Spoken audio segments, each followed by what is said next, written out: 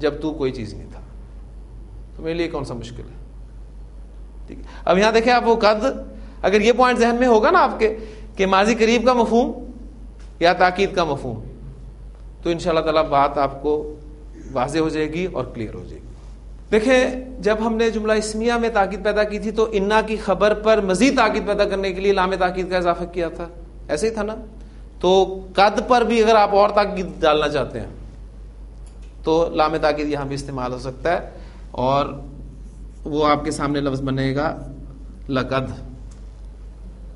تو لقد بھی آپ نے قرآن مجید میں پڑھا ہوا ہے.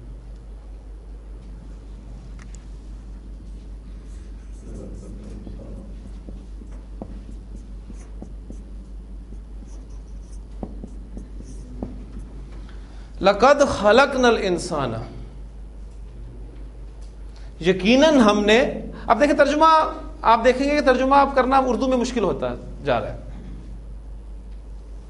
قد کے ساتھ آپ نے یقیناً ترجمہ کیا تھا، اب لام تاکید والا مزید آ گیا، تو اب اور کیا تاکید آپ اردو میں کہاں سے لائیں گے تاکید؟ تو اب اس کو صرف محسوس کرنا ہوگا کہ لقد خلقنا الانسان، یقیناً ہم نے انسان کو پیدا کیا، اور لام تاکید والا بھی ساتھ ہے. ایک جگہ پہ تو الفاظ ہیں فی احسن تقویم، بہترین تقویم میں، اور ایک جگہ پر الفاظ ہیں لقد خلقنا الانسان فی کبد. ہم نے انسان کو یقیناً کبد میں پیدا کیا. کبد کسے کہتے ہیں؟ مشقت. انسان کو ہم نے مشقت میں پیدا کیا. مشقت میں پیدا کرنے سے مراد کیا ہے؟ اپنی زندگی پر غور کریں. آپ اٹھے ہیں صبح، پہلی مشقت آپ نے نماز پڑھی ہے، یہ بھی اس دور میں مشقت سے کم نہیں. اس کے بعد آپ نے ہمت کی، اللہ کی توفیق سے یہاں پر تشریف لائے. ٹھیک، جیسے تیسے 1 گھنٹہ آپ نے یہاں پر گزارا. اب اس کے بعد آپ کی مشقت شروع ہو جائے گی، معاشی مشقت. صبح سے لے کے جوں رات تک آپ اس معاش کے چکر میں مصروف رہیں گے. پھر گھر آئیں گے تو ایک اور مشقت سامنے ہوگی. ٹھیک، اب یہ سارا سلسلہ آپ کا مشقت کا ہی. تو قرآن مجید بالکل صحیح کہتا ہے کہ ہم نے یقین انسان کو مشقت میں پیدا کیا. اس مشقت سے گھبراتے ہوئے، گھبرا کر بعض اوقات انسان جو ہے وہ اس نتیجے پہ پہنچتا ہے کہ اب تو گھبرا کے کہتے ہیں کہ مر جائیں گے، لیکن چونکہ مسلمان ہیں اس لیے کہ مر کے بھی چین نہ پایا تو کدھر جائیں گے. کیونکہ الفاظ یہ ہے نا کہ یا ایھا الانسان انکا کادح الی ربک کدحا فملاقی. اے انسان تو مشقتیں اٹھاتا ہوا، مشقتیں جھیلتا ہوا چلتا جا رہا ہے، چلتا جا رہا ہے، چلتا جا رہا ہے. کہاں؟ الی ربک، اپنے رب کی طرف. اور یا تو صرف جانا ہی ہونا، لیکن فملاقی، پھر اسے ملاقات کرنی ہے. اور ملاقات صرف یہی نہیں کہ ہیلو ہائے ہوگی، نہیں، اکاؤنٹیبلٹی، اس بات کا احساس. تو وہی بات ہے نا کہ اب تو گھبرا کے کہتے ہیں کہ مر جائیں گے، مر کے بھی چین نہ پایا تو کدھر جائیں گے. تو کبد کا لفظ جو ہے عربی زبان میں مشقت کے لیے استعمال کیا جاتا ہے. بہرحال لقد خلقنا الانسان فی کبد، یقیناً ہم نے انسان کو مشقت میں پیدا کیا. لقد خلقنا الانسان فی احسن تقویم، یقیناً ہم نے انسان کو بہترین تقویم میں پیدا کیا.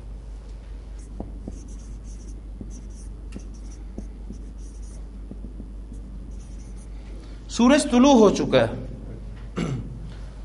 طلوع ہونا فعل ہے، ٹھیک ہے. طا لام عین ہمارے پاس مادہ ہے. اب سورج چونکہ مؤنث ہے عربی زبان میں، لہذا طلع، طلعا، طلعو، طلعت.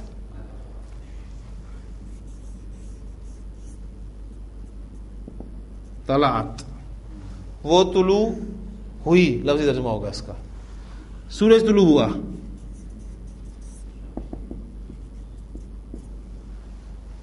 الشمس، تا ساکن ہے، آگے ملاتے ہوئے زیر دیں گے.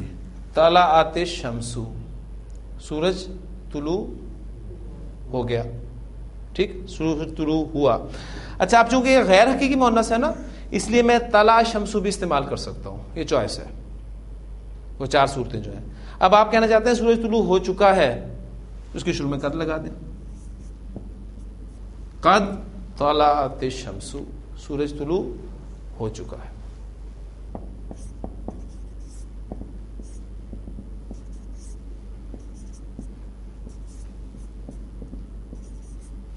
زید امتحان میں پاس ہو گیا ہے. زید امتحان میں کامیاب ہو گیا ہے. کامیاب ہونے کے لیے آپ کو مادہ چاہیے, نون جیم ہاں, کیا بن گیا؟ نجح. ٹھیک, فعل فاعل اور امتحان میں یہ آپ کا متعلق فعل ہے. ٹھیک, کریں کیا بنے گا؟ نجح زید فل امتحانی. یہ تو زید امتحان میں پاس ہو گیا, اتنا ہی ہے.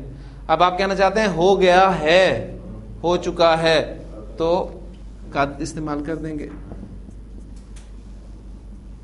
قد نجح زید فی الامتحانی, زید امتحان میں پاس ہو گیا ہے. اچھا جی, اس کو جملے کو منفی اور سوالیہ بنا کر ٹاپک کو ختم کرتے ہیں. زید امتحان میں پاس ہو گیا. کیا زید امتحان میں پاس ہو گیا؟ نجح زید فی الامتحان, هل نجح زید فی الامتحان. زید امتحان میں کب پاس ہو گیا یا کیوں ہو گیا؟ اسے چھوڑیں, رہنے دیں اسے. پاس زید امتحان میں پاس نہیں ہوا. ما نجح زید فی الامتحان. ٹھیک ہے, تو آج جو ہم نے ٹاپکس کور کیے ہیں, پہلا ٹاپک تھا ہمارا فعل ماضی میں ہم نے نفی کا مفہوم پیدا کیا.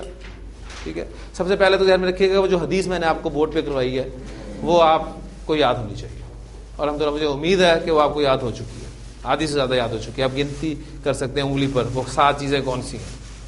ٹھیک ہے, فعل فاعل مفعول وداؤٹ پریپوزیشن یا وتھ پریپوزیشن, یہ ساری چیزیں آپ کے ذہن میں ہیں. اس کے بعد پھر ہم نے فعل ماضی میں نفی کا مفہوم سیکھا ہے. ما کے استعمال سے آپ کا فعل ماضی جو ہے وہ منفی بن جاتا ہے, اور اگر آپ اس کو سوالیہ بنانا چاہتے ہیں تو اس کے شروع میں آپ حروف استفہام یا اسماء استفہام کا استعمال کریں گے. حروف استفہام کب استعمال کرتے ہیں, اسماء استفہام کب استعمال کرتے ہیں, یہ آپ کو معلوم ہے. پھر اس کے بعد ہم نے دیکھا کہ قد کا استعمال کیا جاتا ہے فعل ماضی کے ساتھ تاکید پیدا کرنے کے لیے, یا پھر ماضی کو ماضی قریب کے مفہوم میں لانے کے لیے. انشاءاللہ تعالیٰ اس سے پھر آگے کل ہم ایک سٹیپ اور چلیں گے. اللہ تعالیٰ سے دعا کرتے رہے, اللہ تعالیٰ آپ کو بھی اور مجھے بھی استقامت دے, اور اس دعا کو کبھی نہ بھولیے گا. ہم بھول جاتے ہیں اکثر, لیکن میں یہ امید کرتا ہوں کہ روزانہ کم از کم آپ ضرور 1-2 مرتبہ تو اللہ سے ضرور مانگا کریں کہ رب یسر ولا تعسر وتمم بالخیر. سبحانک اللہم و بحمدک نشہد ان لا الہ الا انت نستغفرک ونتوب الیک.